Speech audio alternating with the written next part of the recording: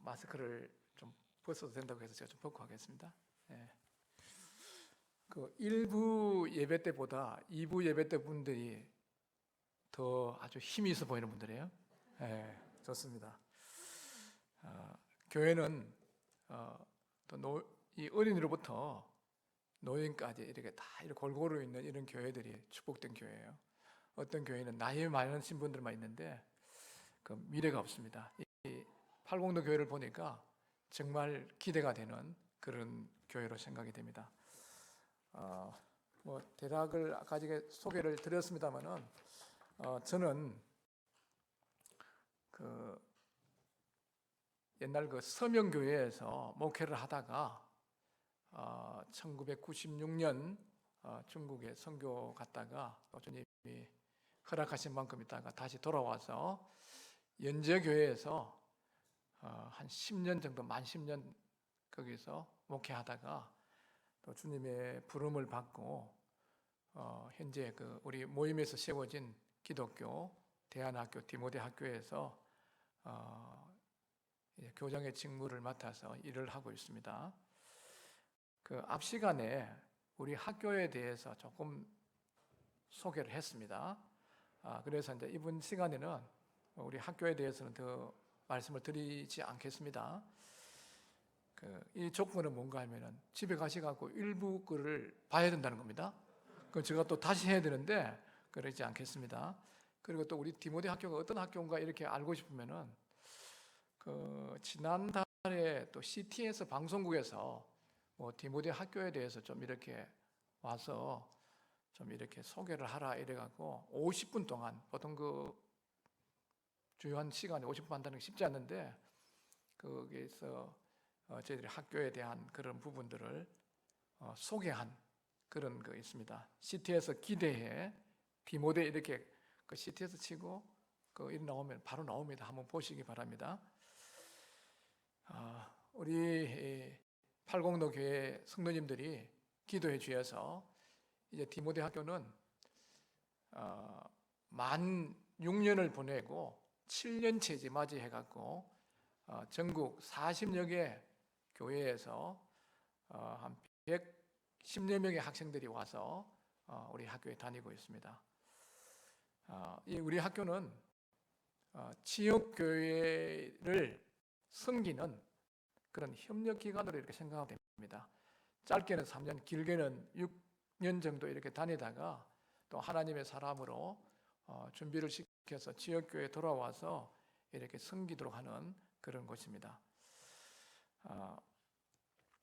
오늘 제가 이제 말씀드리고자 하는 내용은 어떤 것인가 하면요. 우리 역대 말씀 한번 보고 말씀드리겠습니다. 역대상입니다. 역대상 12장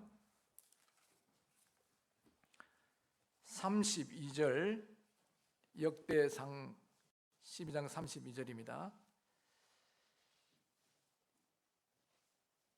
이사갈 자손 중에서 시세를 알고 이스라엘이 마땅히 행할 것을 아는 우두머리가 200명이니 그들은 그 모든 형제를 통솔한 자이며, 역대상 12장 32절 말씀을 읽어드렸습니다.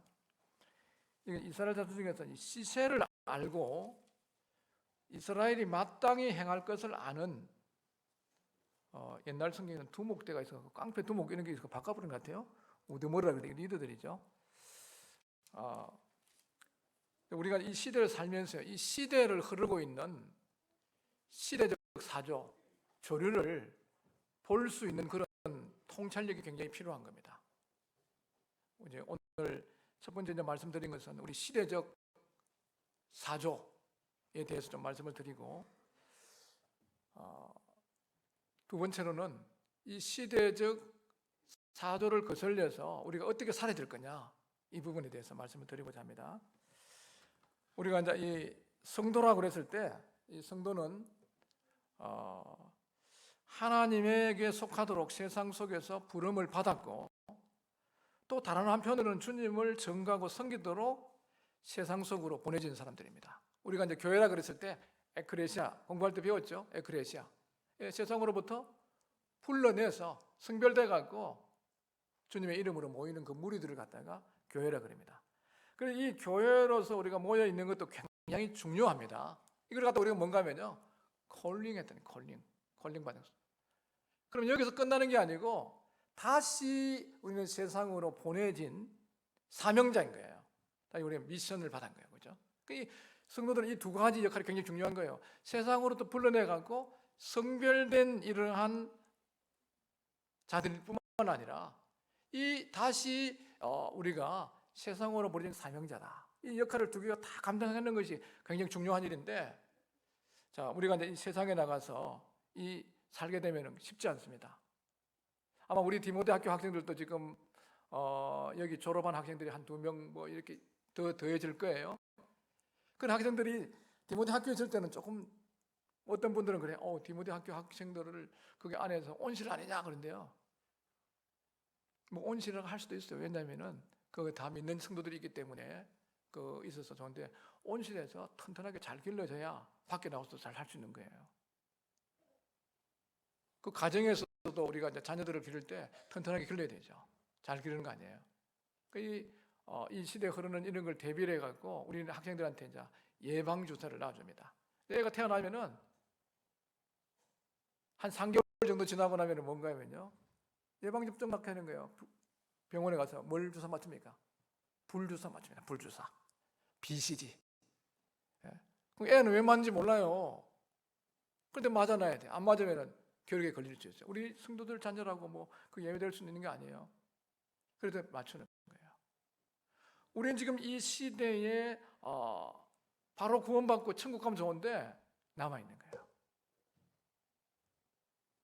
어떤 분이 이제 이 집회를 가는데 천국 가고 싶은 사람 손들으니까 다 들었어. 당장 가고 싶은 사람 손들어 그러니까 아무도 안 드는 거예요. 네? 왜 그런가 하면은 우리 본능 속에도 뭐 천국 언젠 가겠지만은 여기에 우리 이 땅에서 소명자로서의 삶을 살아야 되는 거예요. 이 세상에 나가 산다는 게 그렇게 쉽지 않습니다. 우리가 이 치우치지 말아야 될 것은, 내가 거룩하게 살기 위해 갖고 고립돼 갖고 도피주의자가 돼서도 안 되고, 또 세상에 가서 세상에 순응해 갖고 세속화되어서도 안 된다는 거예요. 이 두 가지 굉장히 중요한 것입니다. 우리가 거룩하고 성별되게 살아야 되지만은 저 중세 시대에도 그 수도사처럼 저 혼자 들어가서 그 속에서 일부의 사람들이 모여 사는 그것 뭐 경건해 보이지만 그게 아니에요. 다시 우리 주님께서, 아버지께서 나를 보낸 것 같이 나도 너희를 보낸다 그러죠. 우리 세상에 나가 사는 거예요. 그러면서도 세속화되지 않고 세상에 순응하지 아니하고 그 우리 주님을 증거하고 세상의 빛과 소금의 증거를 해야 되는 게 우리 아주 중요한 이런 역할이, 이게 신구약에 굉장히 흐르고 있는 하나님의 백성이 해야 되는 중요한 것입니다. 그러나 그럼 우리 전쟁을 치는 영적인 전쟁이에요. 우리가 매일매일 살아가는 게. 그 영적인 전쟁에서 승리하기 위해서는 상대편의 그 전술 전략을 잘 알아야 되는 거예요. 지피지기면 뭐라 그랬죠? 벽지벽지. 그건 내가 알고 상대가 알아야 되는 거예요. 지금 이 시대를 흐르고 있는, 관통하고 있는, 성도를 더럽히고 오염시키고 약화시키고 무너뜨리고 하는 이 시대에 흐르고 있는 이 시대적 사조에 대해서 잘 이해하지 못하면요, 무너지는 거예요. 대비시킬 수 없는 겁니다. 그럼 이 시대에 흐르고 있는 가장 강력한 시대적 사조가 뭘까요? 지금 우리는 이런 이야기합니다. 포스트 모더니즘 들어보셨죠? 많이 이야기하는데 어려워요. 그 학자들이 만들어 놓은 말은 항상 어렵습니다. 왜냐하면요, 좀 그럴듯해 보이거든요. 자, 탈근대화라고 그러는데, 이걸 아주 우리가 중요한 게 뭔가 하면은요, 액기서. 좋잖아요. 액기서 딱 짜라고 활력 먹으면 되잖아요. 안 그래요? 그죠? 오늘도 액기서 얘기. 이게 이제 그 포스트 모더니즘이 이제 우리 신앙과 관련돼 어떤 이야기 하는 거냐면요, 이 포스트 모더니즘은 뭐 책을 한 권 이래갖고 읽어놔도 이게 무슨 이야기인지 잘 이야기하기 어려운데, 간단하게 정리를 하면은 절대성에 대해서 부인하는 겁니다. 절대성에 대해서. 그래서 나오면서 사탄은 항상 뭔가 하면요, 하와야, 하나님이 동산 모든 나무의 실과를 따먹지 말라, 이렇게 유혹했단 말이에요. 선악과 따먹지 말라, 이렇게 묻지 않단 말이에요. 그럼 안 따먹죠, 그죠? 모든 나무의 실과를 따먹지 말라 이러면서 현혹시키는 거예요. 야, 너 교회 다니지 마, 하나님 믿지 마, 예수님 믿지 마, 이렇게 하지 않습니다. 사도들은요, 오늘날 이 포스트 모던 시대에 어떻게 다가오는가 하면 다원주의라는 아주 괜찮은 말이에요. 다원주의 들어보셨죠? 다원주의 많이 쓰고 있죠. 그 다원주의라는 이런 형태로 나타나갖고 아주 머리가 좋은 훌륭한 이런, 특히 대학 들어가면요, 지금 대학 안에 기독교인들이 3%밖에 안 됩니다. 또 졸업하게 되면 상당수가 떠나는 거예요. 왜 그러냐? 이런 사탄이 쳐놓은 이런 그 시대에 흐르고 있는 이 사조를 잘 모르고 들어가게 되면요, 거의 다 휘말려 들어가게 되겠어요. 이게 한 부분이 뭔가 다원주의라는 거예요. 그래서 너가 믿는 거 좋다, 너가 교회 다니는 거 좋아, 너가 믿는 하나님 좋아, 그 예수님 좋은데 불교도 인정해, 유교도 인정하는 거예요. 또 마호메도 괜찮아, 이슬람도 괜찮아. 그런데 기독교인들은 왜 그렇게 독선적이야? 성경만이 유일한 그 하나님 말씀이라 그러고, 하나님만이 유일한 하나님이라 그러고, 또 예수만이 구원자라 그러고, 이런 것들을 이제 공격하게 되는 거예요. 이게 이제 어떻게 하면 다원주의예요. 그래서 우리가 살아가면서 이 다양한 것에 대해서는 인정하지만요, 이 다원주의가 굉장히 강력하게 이런 시대적 사조 속에 흘러가고 있기 때문에 잘 준비를 해놓지 않으면 대학 들어가서 애들이 혼돈스러워요. 그 교수님 말씀, 친구들, 주변에 있는 똑똑한 친구들이 다 그걸 따르고 있으니까요. 그럼 굉장히 시대에 굉장히 똑똑한 사람처럼, 스스로 좋은 사람처럼 보인단 말이에요. 그러면 이런 그 다원주의에 대해 갖고 우리가 어떻게 할 수 있느냐, 이걸 해야 되겠죠. 너무 우리가 기독교는 최고야, 우리가 대단한 사람들이야, 이렇게 교만한 태도를 절대 가져서는 안 될 것입니다. 아주 우리가 이 살아가면서 지극히 겸손하고 개인적인 우월감을 비춰줘서는 안 된다는 거예요. 그러면서도 이 성경이 유일무이한 하나님이 계시한 정확무한 말씀인 것에 대해서 확고한 믿음을 가져야 되고, 이 천지를 창조하신 분은 하나님, 참되고 살아계신 그 하나님밖에 없으시고, 인류를 구원하실 분은 예수 그리스도밖에 없다는 것에 대해서 청소년 시절 잘 이렇게 애들한테 심어줘야 되는 거예요. 애들은 지금 이 중고등학교 시절에서요, 이런 것이 대학에 들어가면 어떤 것이 오는지에 대해서 잘 모르고 있어요. 저희들은 학생들이 모를 그 시간에 이런 것을 예비해서 이런 것이 온다고 이야기해 놓는 거예요. 아마 우리 학생들도 지금 대학 들어가고 나면은 혼란스러울 거예요. 미팅이고 뭐 어쩌고 그런데요. 그런 것을 어느 정도 홍역을 겪지만 BCG를 맞고 나면요, 예방주사를 맞은 애들은요, 그리고 올 때도 쉽게 지나갈 수가 있는 거예요. 지금 이런 그 시대에 있기 때문에 우리 애들한테 이걸 잘 준비시키는 것입니다. 우리 젊은 분들 계시는데 똑같습니다. 예수님만이 성육신하신 유일하시고, 그분의 속죄가 유일하고, 그분의 부활이 유일한 것이고, 나사렛 예수 그리스도는 하나님이 인간 되시고 우리 죄를 담당하시고 죽음을 이기시고 부활하실 리가 없다는 것입니다. 오직 그분만이 죄인을 구원할 수 있는 유일한 구세주라는 것에 대해서 확고한 믿음을 가지되 지극히 겸손하고 개인전 우월감 속에 있는 게 아니라 그들을 잘 증거해야 돼요. 지금 한국 기독교는 굉장히 도전을 받고 있습니다. 지금 코로나로 인해서, 아니 코로나 인해가지고 1,000만 명이니까 거기 25%는 기독교, 거기서 어느 정도 직간접적으로 일어날 수 있는 확률을 지니고 있죠. 제가 알기로는 교회만큼 방역을 잘 하는 데가 그렇게 많지 않습니다. 왜냐하면 다 식구잖아요.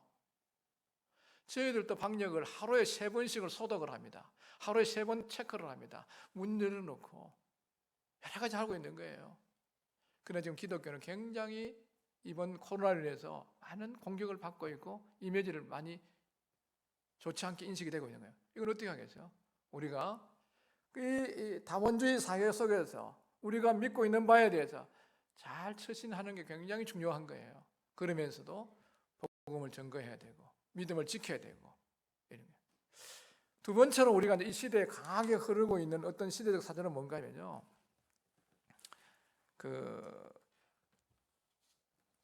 상대적 윤리주의라고 할 수 있는 상대적 윤리주의. 제가 젊은 지금 분이 많이 있기 때문에 조금 약간 그 이 어려운 말을 좀 쓰고 있는데 이해해 주십시오. 저 앞 시간에 아주 쉽게 했습니다. 예, 지금 여기 앉아 계시는데 수준을 굉장히 높여놓은 거예요. 예, 이 상대적 윤리주의, 이 말은 무슨 얘기인가 하면요, 우리가 믿고 있는 윤리는 절대 윤리입니다. 그 십계명을 중심으로 해갖고 성경에서 말씀하고 있는 절대 윤리를 쓰고 있는 거예요. 이거는 우리를 얽어매기 위해서가 한 게 아니고 하나님이 우리 인간을 위해서 준 거예요. 우리가 율법을 지켜서 구원받는 건 아니지만요, 그 도덕성이 나타나가 있는 겁니다. 이런 그 윤리 영역에서 특별히 이제 지금 이 무너지고 있는 여기가 어딘가 하면요, 성윤리 영역에서 상당히 많이 무너지고 있습니다. 우리 인본주의 교육, 이건 뭔가 하면요, 내가 모든 것이 중심이다, 내가 진리의 결정자다, 내가 맞는 것은 맞는 거다, 내가 하고 싶은 걸 할 수 있다, 이렇게 계속 가르치기 때문에 이 윤리 영역까지도 뭔가 하면요, 절대 윤리를 쓰는 게 아니고 상대적 윤리, 상황 윤리로 바꿔버리는 거예요. 그게 어디까지 꼴때는가 하면요, 동성애도 일종의 그런 것이 한 부분이에요. 진화론적인 데서 나오기도 했지만요, 아니 어떻게 남자 여자만 결혼해야 돼? 남자끼리 하면 안 돼? 여자끼리 하면 안 돼? 내 몸이 내 거고 내가 즐거우면 되는 거지, 왜 그러냐 그러면서 그러는 거예요. 성경에서 하나님께서 남자와 여자를 만드시고 남자가 부모를 떠나서 아내와 연합하여 한 몸을 이루라고 이렇게 만들어놓은 하나님의 그 원리 아닙니까? 이게 성경에 5번 나와요. 굉장히 중요한 거예요. 이 창세기 2장에 나오는 이 말씀이 창세기, 마태, 마가, 고린도전서, 에베소서에 5번에 나오고 있는 부분이에요. 이 한 남자가 성장하고 여자가 성장해서 이 부모의 허락을 받아갖고 한 몸을 이루어서 그 안에서 가정을 이루고 부부 생활을 하고 성생활을 이런 것들은 하나님이 준 아주 축복입니다. 또 자녀를 대대 이어가게 하고 그때의 비밀을 배우게 하는 이런 것인데, 이제 이 성윤리 영역에서요, 어느 정도까지 돼야 되냐? 대낮에 대한민국 중심에 시청 앞에서 적절하게 이런 퀴어 축제라고, 발음도 잘 되지 않아요. 퀴어 축제라고, 이상한 축제라고 발가벗고 희한한 짓을 해갖고 그걸 대낮댕기면서 이야기하고 있는 거예요. 그런 걸 또 정치 지도자들도 그런 거를 어떤 면에 지지를 하고 있는 데 있단 말이에요. 이런 시대에 살고 있기 때문에 굉장히 어려운 거예요. 지금 대학에 들어가면요, 뭐 순결이니 뭐 이런 말들을 쓰면 꼰대 취급받고 굉장히 어렵다는 거예요. 이 성은요, 잘 알고 계신 대로 하나님이 준 이 놀라운 축복이지만 이걸 잘못 쓰면은 인생에 큰 상처를 주고 가정을 약화시키고 미래의 행복을 깎아먹는 거 아니에요. 이런 부분에서 이 어려운 시대이기 때문에 잘 대비를 해서 교회적 가정에서 가르치고 교회에서 가르치고 또 필요하면 학교에서도 이런 가르치고, 우리 학교에서는 순결 세학식을 합니다. 나는 결혼하기 전까지 하나님 앞에서 내 몸과 영혼을 순결하게 지키겠다고 그 성교육을 받고 나서 부모님 불러가고 그 세학식을 이렇게 사인도 하고 세학식을 합니다. 지금 이 시대의 흐름은요, 절대 윤리가 아니라 상황윤리, 상대적 윤리로 바꿔가고 굉장히 사람들을 현혹시키고 있는 거예요. 이런 시대에 우리가 지금 계약 결혼하면 왜 사람들이 이혼을 많이 하느냐? 살아보니까 성격이 안 맞아서. 저는 결혼 준비를 여러 번 하고 있는데요, 이 남자애가 만나는데 잘 맞겠어요? 안 맞는 겁니다. 남자애가 맞은 사람이 있으면 손들어 안 맞은 거예요. 어떤 잘 맞아서 결혼했다 그러죠. 그거는 잘 해주기 때문에 맞는 거지, 어떻게 남자애가 생기 다 안 맞는 거예요. 그걸 잘 맞추어 살면 행복해지는 거고, 안 맞는 거예요. 약간 남편이 뭐 외향적이면은 또 이쪽은 내향적이고 다 틀려요. 안 맞는 사람끼리 맞춰 사는 건 기술이에요. 성령의 능력으로 사는 거예요. 잘 맞다고요? 어떤 분이 이 결혼 세미나를 하는데 참석해서 결혼 세미나를 하고 있는데 강사 물어봤어요. 여기 오신 분 중에서 가정에 아무 문제가 없는 사람 손 들어보니까 안 드는 거예요. 저기 한 사람 들었어요. 당신 집에는 정말 문제가 없습니까? 물어보니까 문제가 없다는 거예요. 당신 부인도 왔습니까? 아니요. 여기 있다는 거예요. 부인한테 물어보겠습니다. 문제가 없습니까? 그러니까 벌써 포기했다는 거예요. 다 포기하는 문제가 없는 거예요. 네? 그러니까 이혼한다 그러니까 안 맞아서 이혼한다는 거예요. 그러니까 사전에 한번 살아보자는 거예요. 결혼 등기하지 말고 한번 살아보자는 거예요. 그 살아보고 몇 개월 살다가 헤어지고, 이게 오늘 지금 계약 결혼 말은 안 쓰지만요, 이런 게 대학가에 많이 흐르고 있습니다. 우리 부모님들은 잘 모르고 있어요. 뭐 다들 그런 게 우리 그리스도인들은 잘 하고 있는데, 그런 것들 주변에서 뭐 누구하고 뭐런 관계가, 요새는요 3개월 사귀면 다 모텔 가본다는 거예요.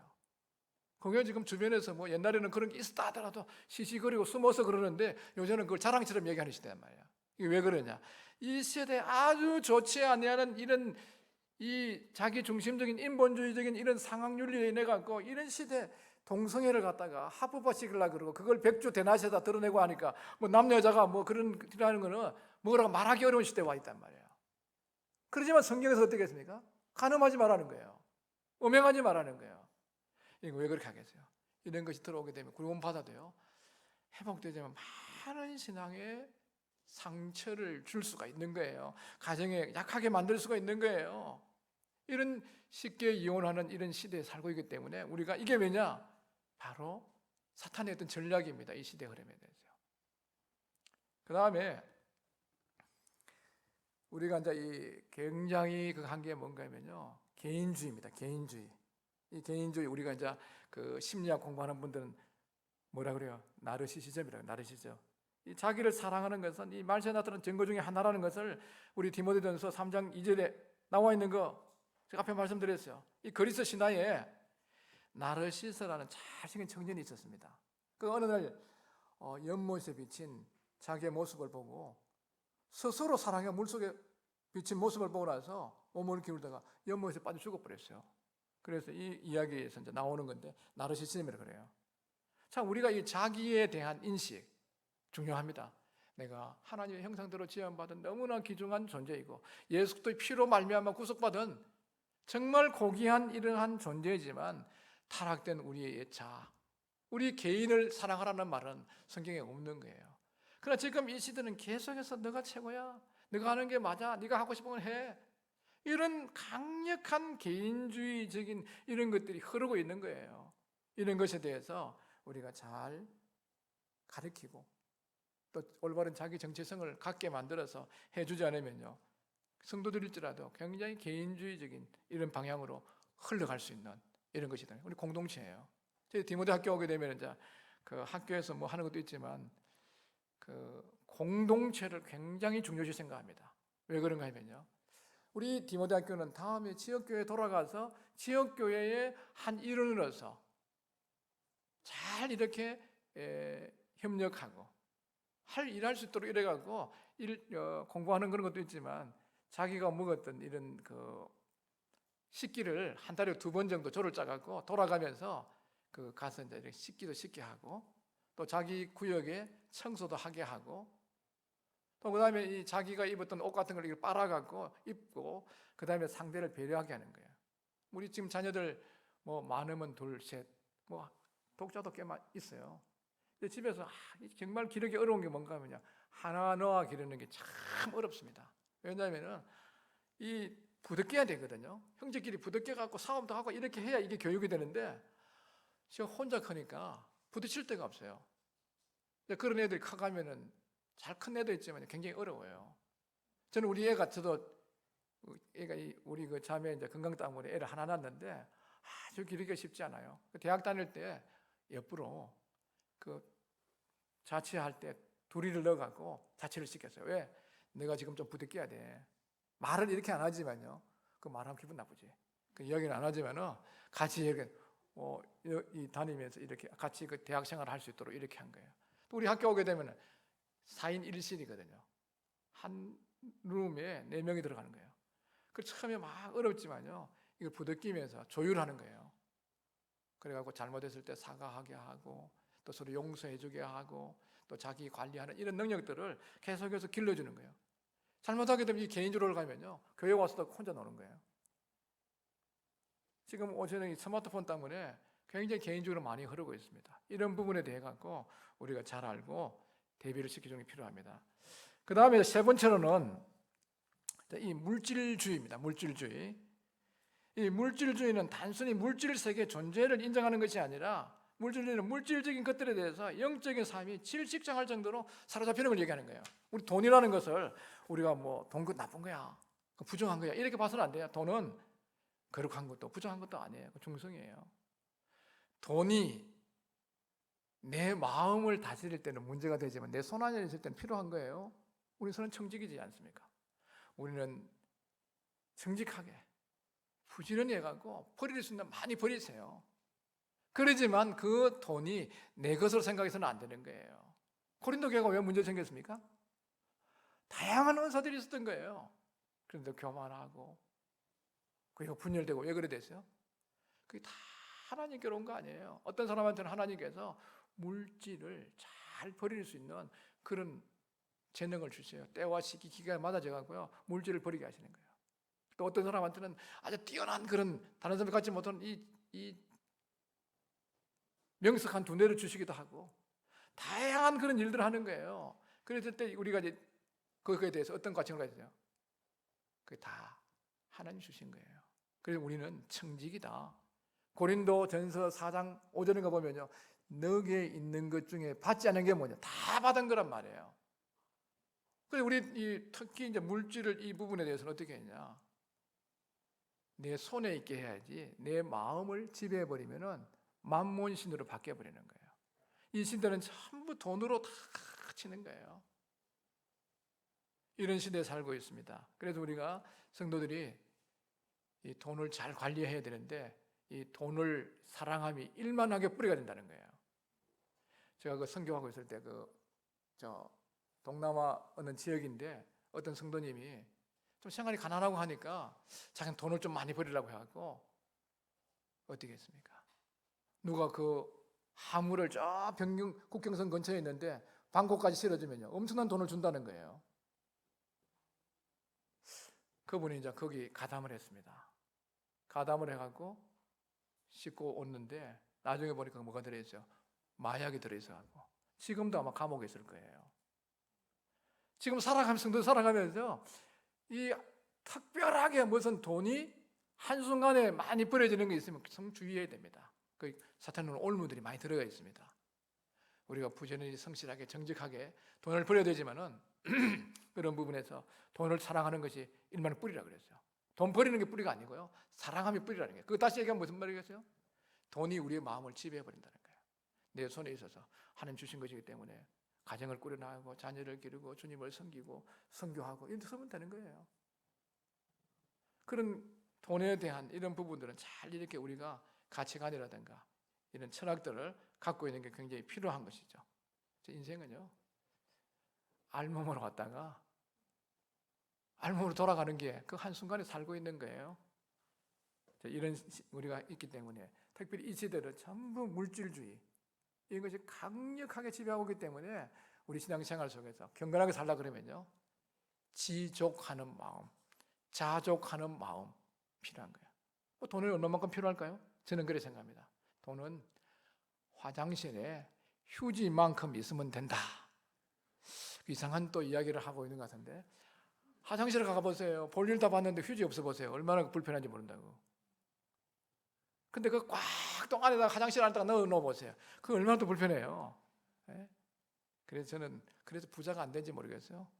부자라는 말은 원래 그 히브리 말에는 짐이란 뜻이에요.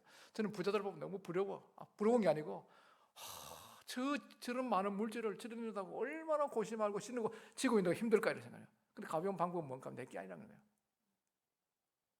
우리 게 아니죠. 그 맡겨버리고 청지기로서 저도 학교 교장한다는 게 쉬운 일이 아니에요. 목회하는 것이 세배 일이에요. 그런데도 저는 그래요. 난 이 학교 교장 아니야. 난 청직이야. 진짜 그런 마음이에요. 주님께 맡아 있기 때문에 올 때마다 이 학생을 어떻게 주님 도와야 되겠습니까? 우리 성도님들, 교직원들을 어떻게 복지를 해야 되겠습니까? 주님한테 물어보는 거예요. 청직이에요.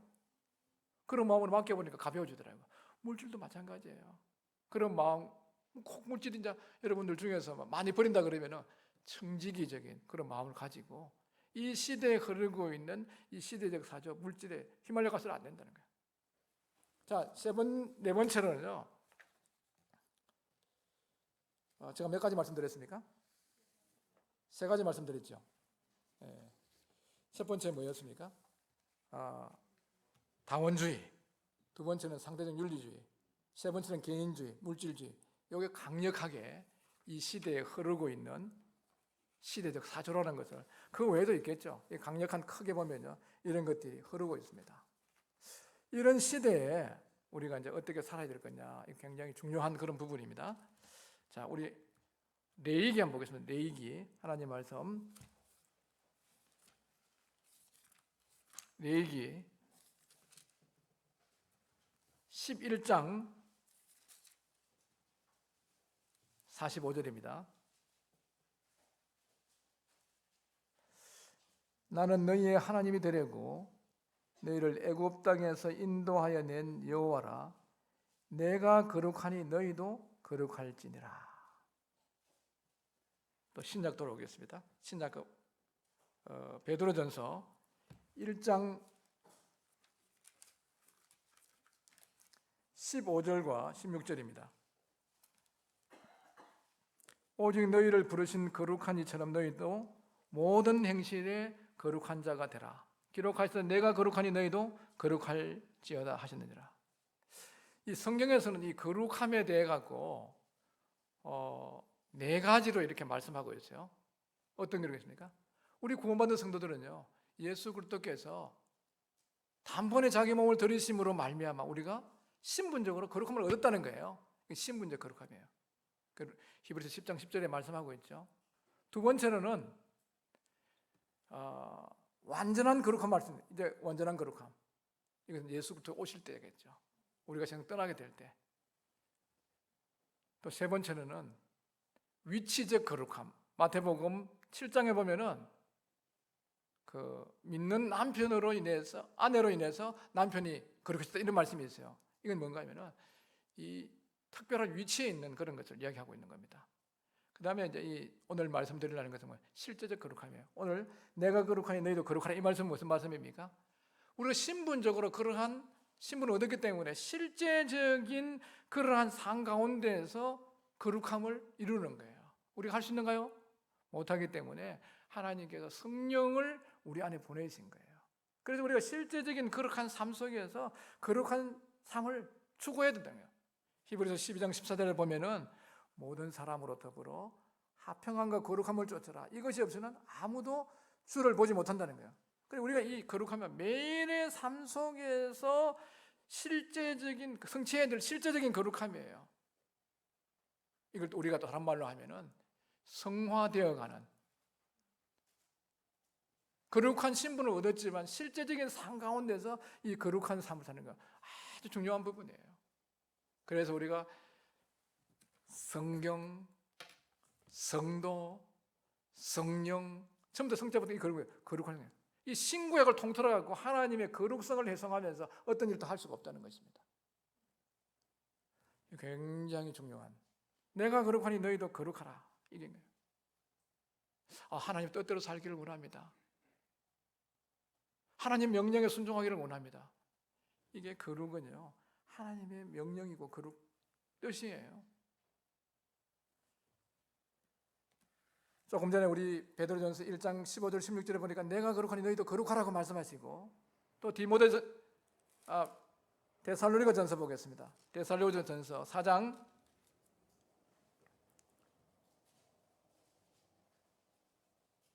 3절에 보시면요, 하나님의 뜻은 이것이니 너희의 거룩함이라 곧 엄난을 버리고, 이렇게 말씀하셨죠. 이 데살로니가전서는요, 마게도냐와 아가야에 있는 모든 성도들에게 굉장히 모본이 되는, 이 성도들이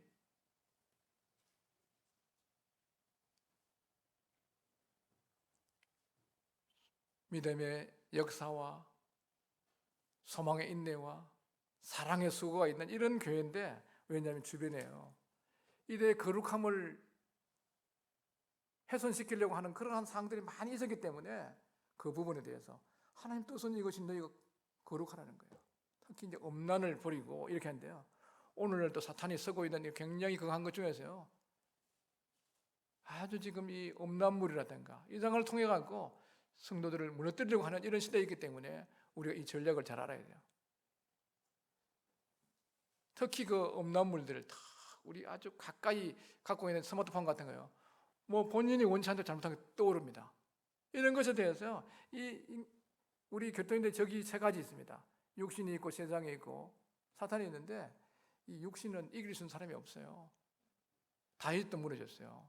다윗이 그 사무엘 하를 보세요. 1장에서 쭉 해갖고 10장까지 가는데 백전백승입니다. 그런데 한순간에 무너져 버려요. 뭐에 무너졌어요?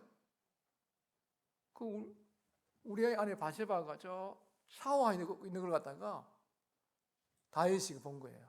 오늘날을 치면 음란물이에요. 뭐 조금 이상한 것 같은데. 그 남자들은 눈을 보는 걸 굉장히 주의해야 되는 거예요. 여자들은 귀 듣는 걸 주의해야 돼요. 감성에 약한 게 여자들이고 이 눈에 보는 게 약한 게 남자들인 거예요. 그래서 그 보는 순간에 그 샤워하고 있는 나체로 있는 그 여자를 보는 순간에 다윗이 이성을 다 잃어버렸어요. 누굽니까 지금? 다윗은 왕이에요. 부인이 있어요. 후궁들이 있어요. 그런데 그 순간에 그 이성이 거의 마비되면서 그렇게 되어버린 거예요. 그렇게 돼서 그 다윗 가문에 엄청난 문제들이 불러들이게 되는 그 씨를 갖다가 심어버린 거예요. 우리 구원받은 성도들도요, 우리 과거의 죄, 현재의 죄, 미래의 죄가 다 용서됐지만 실제 삶 가운데서 거룩함을 살지 않고 엄밀한 그런 죄 속에 빠지게 되면요, 영역을 상실하게 되고 사탄의 송사를 받게 되고 많은 문제에 빠질 수 있는 것이에요. 이런 부분에 대해서 이 아주 모범적인 데살로니가 성도들에게 이 말씀을 하고 있어요. 근데 뭐라 그랬어요? 하나님의 뜻은 이것이니 너희의 거룩함이라. 음란을 버리고 각각 거룩함과 존귀함으로 자기 아내를 대할 줄 알고 이렇게 하고 있어요. 또 우리 신분이 우리 성도잖아요. 성도. 이 거룩한 삶을 요구하고 있어요. 고린도에 있는 하나님의 교회, 곧 그리스도 예수 안에서 거룩하여지고 성도라 부르심을 받은 자들이라고 하고 있어요. 우리 신분이 성도이기 때문에 거룩한 삶을 살기 요구하고 있습니다. 또 우리의 매일의 삶이 거룩한 삶을 없이는요, 하나님과 동행할 수가 없어요. 저는 제 인생에서 이 신앙의 모델 에녹입니다. 에녹은 그렇게 이름이 막 나와 있지 않지만요, 300년 동안 하나님과 동행하면서 죽지 않고 올려갔어요. 그거 뭐였어요? 그 다음 보면요, 옹기 우기 전에 하나님을 기쁘시게 하는 자를 증거를 받았다는 거예요. 매일의 삶 속에서 거룩한 삶 사는 거예요. 우리 큰 일을 하려고 하기보다요, 실제 삶 속에서 개인적으로 가정적으로 삶 속에서 거룩하게 경건을 살아가는 게 아주 하나님이 원하시는 뜻이라는 거예요. 매일의 삶 속에서. 그 다음에 우리가 이제 주님 앞에 나 서임 받기를 원한다. 그런 성도들은요, 반드시 뭘 해야 되냐? 이 거룩한 삶을 추구해야 돼요. 디모데후서입니다. 디모데후서 2장 19절로 20절입니다. 디모데후서 2장 19절로 22절입니다. 그러나 하나님의 견고한 터는 섰으니 인침이 있어 일러서되 주께서 자기 백성을 아신다 하며 또 주의 이름을 부르는 자마다 불의에서 떠날지어다 하셨느니라. 큰 집에는 금그릇과 은그릇뿐 아니라 나무 그릇과 질그릇도 있어 기하게 서는 것도 있고 천하게 서는 것도 있나니 그러므로 누구든지 이런 것에서 자기를 깨끗하게 하면 기 서는 그릇이 되어 거룩하고 주인의 서심에 합당하며 모든 선한 일에 준비함이 되리라 그랬어요. 그래, 우리가 정말 주님 앞에 쓰임 받으려 그러면요, 자기 자신을 이 세대를 본받지 말고 마음을 새롭게 해서 거룩하고 경건하게 살아가는데 매일매일 주의를 하면서 살아야 되는 거예요. 그때 하나님 보고 계세요. 우리가 어떻게 사는 거 다 사람은 몰라요. 그러나 우리 하나님은 우리 안고 일어섬을 아시고 멀리서 우리 생각을 통째가지고 다 하시는 거예요. 우리 자신을 잘 깨끗이 하고 준비하면요, 하나님께서 분명히 그러한 사람을 사용하시는 거예요. 정말 내가 주님 앞에 쓰임 받기를 원한다. 그러면 이거 하세요. 거룩하게 사시는 거예요. 저는 이제 예수님 믿고 40여 년의 시간들을 지나고 보니까요, 그렇게 쉬운 길이 아니에요. 사탄의 덫이 많이 있습니다. 다른 사람이 모르게 죄를 지을 수 있는 그런 게 있어요. 그 사람들은 모를 거예요. 그래서 누가 하나님이 아시고 자기 양심이 아는 거예요. 그래서 이 방법은 뭐냐? 특히 요셉을 본받아야 돼요. 요셉은 어땠습니까? 그 보디발이 잘생겼어요. 요셉은. 예? 아주 이 청년이 돼가고 한 27, 8대인데 얼마나 잘생겼던지 그 보디발의 아내가 늘 유혹을 했지 않습니까? 제가 생각했던 거예요. 항상 보면 짤막한 그런 치마를 입고 다니고 빨갛게 발라갖고 눈을 깜짝깜짝 거리면서 요셉을 추파를 보내는 거, 추파 전파를 보내는데 그 요셉은 알았던 거예요. 이 사람은 남편이 있는 부인이야. 그러면서 그 아무도 없는 날에 그 요셉이 있을 때 우리 남편 출장 가서 들어와 즐기자 그래서 어떻게 했어요? 과감하게 뿌리치고 어떻게 했습니까? 옷을 뿌리치고 도망가 버렸던 거 아니에요. 거기에 덫에 걸려서 어떻게 되겠어요? 애굽 총리 못 되는 거예요. 이 시대에 이런 아주 엄난한 이런 시대 사조가 흐르고 있습니다. 이렇게 해서 이 청년들을, 젊은이들을 무너뜨리고 가정을 낙화시키고 이 서임 받는데 못하도록 이러한 시대에 강력한 이런 시대에 이런 흐름이 있기 때문에 이런 부분들을 우리가 잘 알고 대비하고 그 사탄의 존재들을 갖다가 그렇게 쉽게 생각하지 마세요. 하나님을 대항해서 살고 우리가 연약한 것이 무엇인지를 가장 잘 아는 존재이기 때문에 기도해야 돼요. 하나님 오늘 하루 살 동안에 감당치 못할 시험에 들지 않도록 유혹이 올 때 이기게 해주라고 기도하시고 출발하세요. 저는 매일매일 기도해요. 제가 예수님 믿은 지가 40몇 년 되고 나이가 60이 넘어가고 살니까 아무런 유혹 못해요. 몸이 늙었지 다 유혹 다 받아요. 아주 주의하면서 한 걸음 한 걸음 살아가야 됩니다. 그 다음에 저는 그 전에 주님의 재림에 대해서 굉장히 관심이 많았어요. 다니엘서 공부하니까 어떻게 성경에 이런 예언이 들어가 있어서 정말 놀랍게 만든 거예요. 그리고 이 나오는 서문 스크랩 뭐 이런 거 여러 가지를 만들어가고 막 하면서 주님의 오심에 대해서 막 얘기했는데 제가 어느 날 시간 지나면서 다시 성경을 이렇게 보면서요. 주님의 오심에 대해서 관련되어 있는 구절을 다 보면은요. 전부 거룩한 삶입니다. 한번 찾아보세요. 어느 날 어느 오심에 관심이 없어요. 제가 한 두 구절만 찾아볼게요. 고린도 후서 7장 한번 보세요.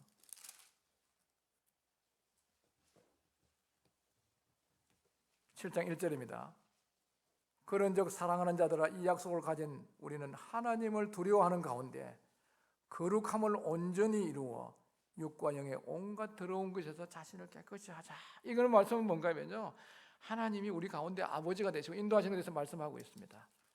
또 데살로니가 전서 한번 보세요. 전서에 보시면요. 23절입니다. 5장 23절에 평강의 하나님이 친히 너희를 온전히 거룩하게 하시고 또 너희 온 영과 혼과 몸이 우리 주 예수 그리스도 강림하실 때 흠없게 보존되기를 원한다는 거예요. 그 외에 쭉 성경에 수십 구절이 나옵니다. 주님의 재림과 관련된 여러 구절 찾아보시면요. 그 뒤에는 뭔가 하면요. 우리의 순결하고 거룩한 삶을 요구하고 있는 거예요. 이 시대는 지금 거룩함을 얘기 잘 하지 않는 시대입니다.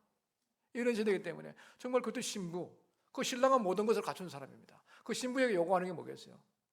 거룩한 삶을 요구하는 거예요. 요한계시록 한번 보세요. 요한계시록 19장입니다.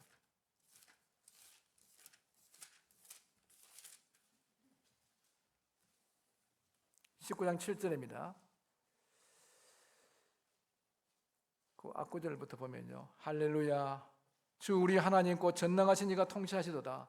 우리가 즐거워하고 크게 기뻐하며 그에게 영광을 돌리시오. 어린 양의 혼인 계약이 이르렀고 그 아내가 자신을 준비하였습니다. 그에게 빛나고 깨끗한 세마포를 옷을 입도록 허락하셨으니 이 세마포 옷은 뭐라고요? 성도들의 옳은 행실이라는 거예요. 우리 주님 오실 때 가까운 거예요. 뭐 언제 오실지는 모르지만요. 이게 우리가 주의 오심을 예비하는 가장 중요한 준비가 뭔가 하면요. 우리의 실제 삶 속에서 거룩한 거예요. 하나님은 우리들이 행복하기를 원해요. 어떤 교회 가보니까요. 너무 경건하게 막 인상쓰는 건 아닌데 너무 경건해갖고 물어봤어요. 왜 이 교회는 이렇게 인상들이 그렇게 다 서고 있는 건지 물어보니까 예수님의 십자가를 많이 기억해서 그렇대요. 근데 그분이 말씀했어요. 예수님이 부활도 하시지 않았습니까? 하나님은 제가 자녀를 기르면서 그래요. 우리 자녀들이 행복하고 기쁘고 즐겁게 사는 걸 원하시는 거예요. 이 삶을 살려고 그러면요, 반드시 뭐가 필요한가 하면요, 우리의 삶 속에 죄를 멀리해야 되는 겁니다. 시편 전체를 대표하는 게 시편 1편이에요. 복 있는 사람은 악인의 길을 쫓지 아니하고 죄인의 길을 서지 아니하고 오만한 자리에 앉지 아니하고, 이게 죄를 멀리하는 삶이에요. 이게 현명한 삶이에요. 지혜로운 삶이에요. 명철한 삶이에요. 시편에 흐르고 있는. 그 다음에 긍정적으로 뭔가 하면 여호와 율법을 즐거워하여 주야로 묵상하는 자라다. 그럼 결과가 어떻게 해요? 시냇가에 심은 나무 씨들을 쫓아 과실을 맺고 잎사귀가 마르지 않처럼 되는 거예요. 죄를 멀리하는 거룩한 삶들은 우리의 미래의 행복에 아주 중요한 부분이라는 거예요. 이 시대는요, 우리 성도들을, 그리고 신부들을 더럽히고 오염시키고 무너뜨리려고 하는 강력한 이런 시대적 사조가 흐르고 있다는 거예요. 그게 어떻게 다원주의로 흐르고 있고 개인주의로 흐르고 있고 상당 윤리주의로 흐르고 있고 물질주의 이런 것들을 하고 있기 때문에 우리가 이런 것들을 잘 대비를 해서 또 우리가 거룩하고 경건한 삶을 살다가 주님을 맞이하면요, 얼마나 즐거운 주님 기뻐하시겠어요.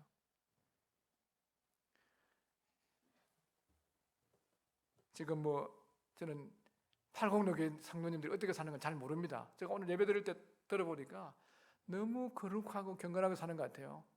실제 들어보니까 감동이 되더라고요. 저 앞에 앉았는데, 앞에 예배 드릴 때 앉아 들었는데, 오늘 이 시간 아니에요. 드렸는데 보니까 너무 경건하게 살아요. 그러니까 제가 이런 말씀 드리는 것은 누구를 알아갖고 문제가 있어 그런 건 아니에요. 이 시대의 흐름이 이런 시대이기 때문에 우리 시대적 사조를 알고 잘 대비를 해서 갈 수 있도록 이렇게 하고 이렇게 살면요, 주님이 참 기뻐하시는 삶이 된다는 거예요. 그래서 우리가 이제 구약에 보면 이제 6월절이 지나고 나면 절기가 따라옵니다. 우리 예성이 한번 이야기해봐요. 그 다음에 무슨 절기예요? 6월절 지나고 나면 그 다음 또 절기가 따라와요. 6월절 다음에 무슨 절기가 와요? 무교절. 그죠? 무교절 오잖아요. 그죠? 6월절 어린 양의 피로 구속함을 받고 그 다음에 바로 이어지는 게 무교절이에요. 그러니까 무교. 누가 6월절이라 그러니까 6월달에 있는 절기인가 보다 이렇게 하면 안 되죠. 그죠? 6월절. 그 패스오버가 넘어갔다는 거예요. 넘을 넘어가는 거죠. 그죠? 그 영어로 패스오버예요. 그다음 무교절 그러니까 무교가 또 뭐야? 없을 무, 효소, 교 똑같은 말이에요. 그래 이스터가 누룩이 들어가지 않는 떡을 먹는 기간이에요. 그게 일주일 동안 이어집니다. 그 뭘 얘기해요? 우리가 어린 양의 피로, 예수도 피로 구원받아갖고 이제 그 삶 속에서 뭔가 하면 죄가 떠난 거룩한 삶을 사는 거예요. 그때 유대인들은 뭔가 집에 다 들어가서 누룩을 싹 다 조사해내는 거예요. 그러나서 손을 들어가고 하나님, 제가 찾을 수 있는 모든 누룩은 우리 집에서 제거했습니다. 제가 알지 못하는 누룩이 있으면 다 제거해 주세요. 그러죠. 마찬가지예요. 우리의 여기 보고 있는 것 중에서 엄란한 게 있으면 다 제거시켜버려요. 또 그러면 그 다음에 어떤 책이라든가 CD라든가 어떤 우리가 보실 때 하나님 기뻐하는 그런 게 있으면 집에서 다 제어버려야 되는 거예요. 실제적인 삶 가운데서 내가 거룩하니 너희도 거룩하라고 말씀하시는 거예요. 그리고 우리가 주님과 함께 동행해서 살아가는 이런 삶들은요, 정말 복된 길이에요. 또 주의 오심을 예비하는 축복된 그런 길입니다. 자, 저는 교육에 대해서 지금 말씀 앞에 조금 했고요. 이게 실제적으로 우리 학생들한테도 아주 그런 부분에 대해서 우리 학교에서 많이 하고 있고, 이것이 없이는 주님 앞에 서임 받지 못하는 거죠. 우리 애들한테 가르치기 위해서 너희들이 지금 다가올 통일 한국 시대에 어떻게 살아야 될 거냐, 이런 걸 이야기하면서 그거 중요하지만요, 실제적인 거룩함을 살고 또 실제적인 생활 속에서 아주 적은 부위에서 기본에 충실하고 자기 일에 충성했을 때 쓰임 받는 거 아니겠어요? 저는 이 오번 기간에 여기 너무 갑작스레 와갖고 좀 죄송스러운데 또 이렇게 우리 형제 자매님들이 환영해 주시고 또 이렇게 들어주셔서 감사합니다. 감사합니다.